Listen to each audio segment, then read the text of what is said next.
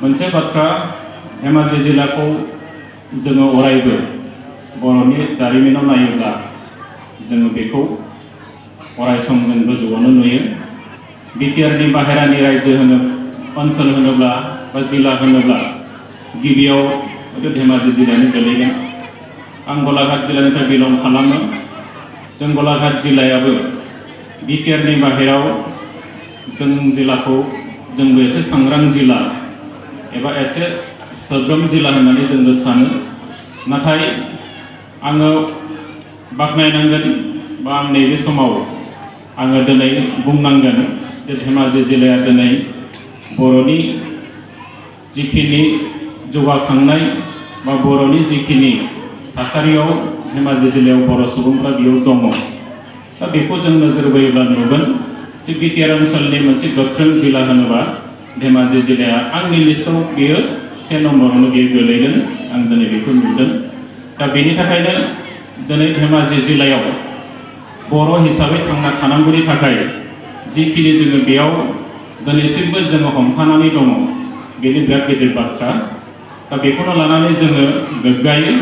बेखौनो लानानै जोङो गुबुन गुबुन जिल्लायावबो रल मडेल हिसाबै खामानि मावनायनि माखासे खाबु बे खाबुखौ जों दिनैसिमबो हमथानानै दङ। दा गिबि बाथ्रा आं दिनै बेखौनो बुंगोन खौसेथि बर' सुबुं आफादनि दिनै बेयो कनफारेन्स बोसोरसालिया जथुम्मा। जोंनि आफादफोरखौ जों सम सम मानो नांबावगौ आफादखौ जों बिदि सानोमोन। आं जे समाव दुलाराय बर' फरायसा आफादाव दङमोन बे समावनो इउबिपिअ नैबे खौसेथि बर' सुबुं आफादा जोनोम जादोंमोन। जेब्ला आफादा जोनोम जायो बै समाव गोबाङानो गोबां बाथ्राखौ जोङो बुंनायखौ खोनायो। बर'नि गेजेराव आफादनि आंखाल गैया। माहारियारि आफाद हिसाबै जों नायोब्ला बर'नि गेजेराव जोङो दिनैसिमबो 30-35टा बिदि आफाद नुयो।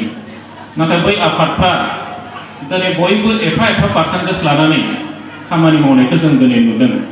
दिनै बर' हारिखौ दिनै गुबुननि गेजेराव जोंनि सोद्रोमसि, जोंनि आब्रुथि, जोंनि जि गोहो, जोंनि जि मावनाय दांनाय बेखौ दिनै हमथानानै दङ होनोब्ला बे आफादफ्रासो जोंखौ हमथानानै दङ। सम सम जों मालाबा सानो जे आफादफोरखौ मानो नांबावगौ।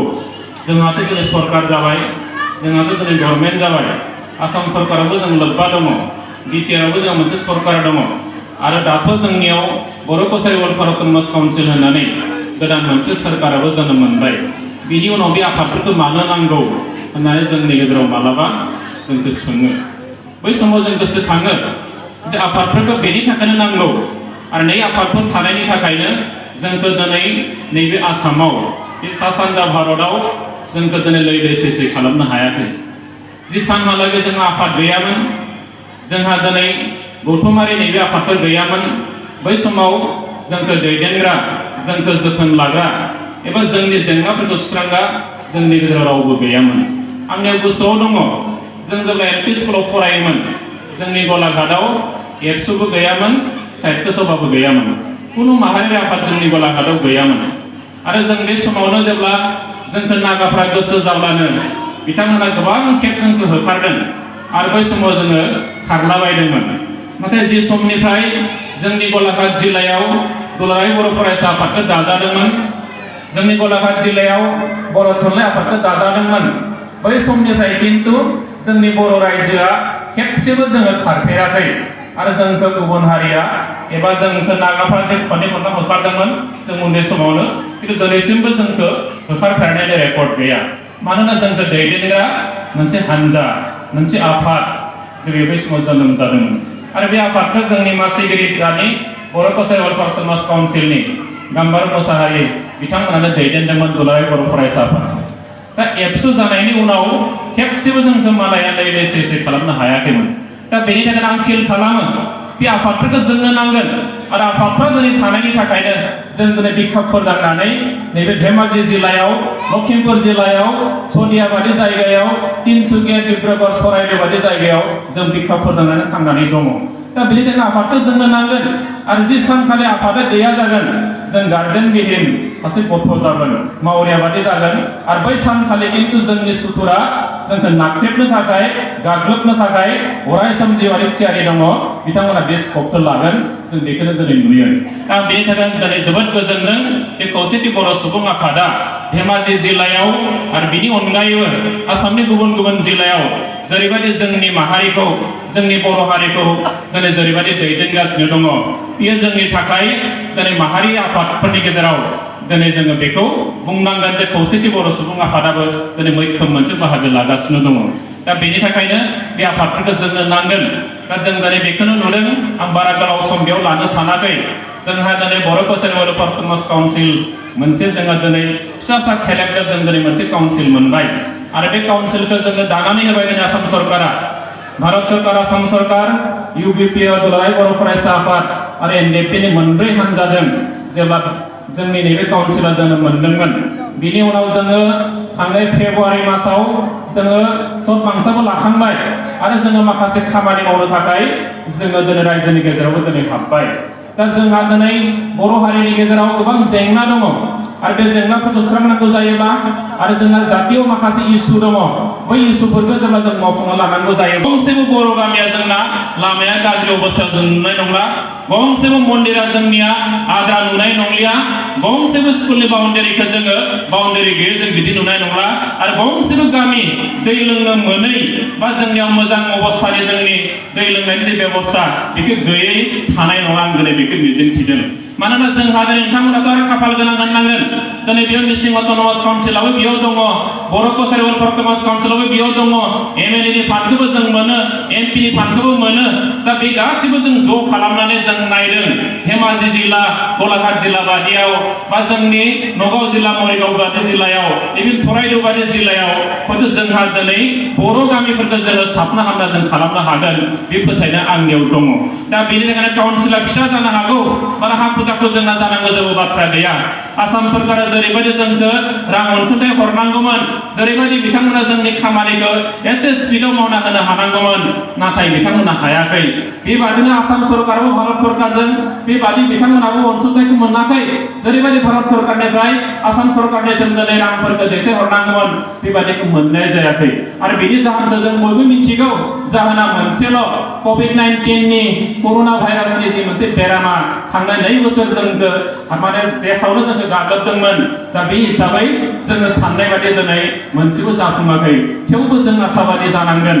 जोङो मिजिं थिनांगोन जे फैगौ समाव जोंनिया मोजां दिनखौ जों खालामनानै लानो हासिगोन।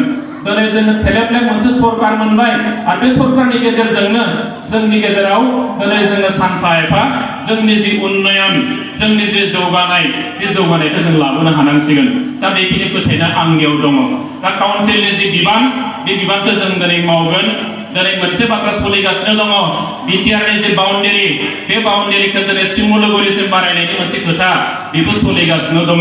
दाखालि बावैसो PP बार्मा बिथाङा चेयारमेनमोन, मैया चिफ मिनिस्टारा क'क्राझाराव बुंदों PP बार्मा बिथाङा थैयामोनब्ला, रुंसारि जायामोनब्ला दाहालागै बाउन्डारि खामानिया एसे आवगायबावसिगौमोन, जों हयथ' माखासेखौ डिक्लेयारखौनो होनो हासिगौमोन। बे बाथ्राखौ बिथाङा बुंदों। मैयासो जोंनो सासे गोदान अफिसार बिथांमोना होफिनबाय चेयारमेन हिसाबै।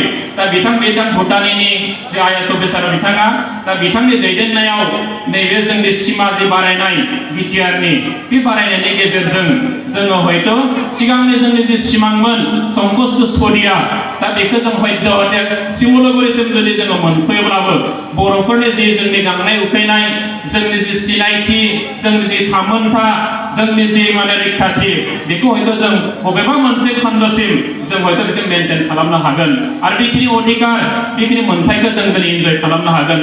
बे साननाया जोंनियाव दङ। दा बेनि थाखायनो आं नैबे समाव बेखौनो खावलायदों।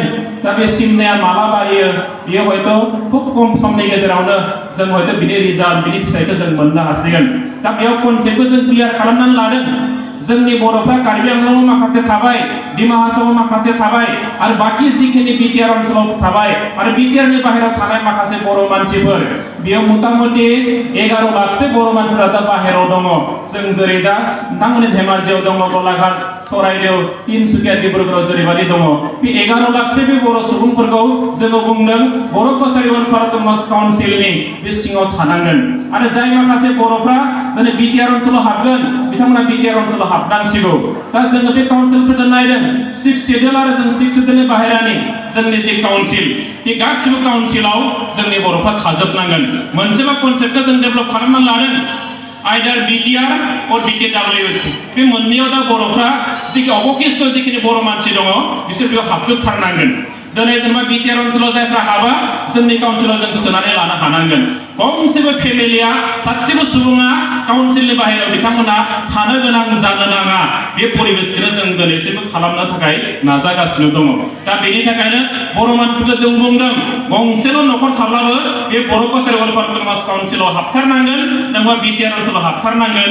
जों दिनै बेखौ बुंदों दा बे खामानिखौबो जोङो लासै लासै मावगासिनो दङ आरो बेबादिनो जों आसाम सरकारखौ कनभिन्स खालामदों जे जेरैखिजाया जोंनि मानसिफ्रा नैबे मोननै काउन्सिलनि गेजेराव दा हाबनानै जोंनि जौगानाय जोंनि थामोनथा सिनायथि रैखाथि बेखौ जोङो उदांस्रिखौ जोङो स्र' खालामना लानांगौ बे बाथ्राखौनो जोङो बुंगासिनो दङ दा बेखिनि बाथ्रा जोंनि काउन्सिलनि बागै गाहाया दङ जों बिथाङा हयथ' माखासे बाथ्राखौ बुंगोन आं बे समाव काउन्सिलनि सिङाव बारा हाबनो सानासै आं मोनथाम बेयाव बाथ्राखौ लानानै खोथा बुंनो सानदों मोनसेया जाबाय जोंनि समाजारि बिथिं जोंनो गुन गोनां मोनसे समाज नांगौ दा बर' गामिखौ जोङो गुन गोनां समाज नांगौ होननानै बुंबोबाय थादों गंफ्रोमबो बर' गामिया आदर्श बर' गामि जानांगोन जाय बर' गामियाव थाङोब्ला गोजोननाय मोनो